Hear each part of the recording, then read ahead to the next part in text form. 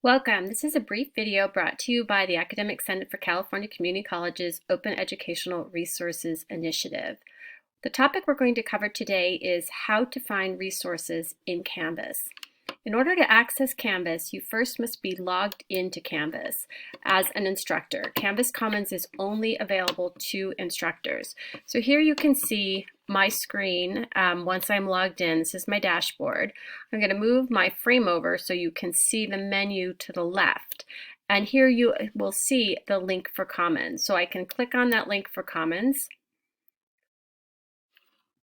This will then take me into Commons and allow me to search for the resources I need. For example, if I wanted to find the resources that the Academic Senate has put into Canvas, I would enter ASCCC, and then they would show up and I could go in and look at them and decide whether or not I want to download them.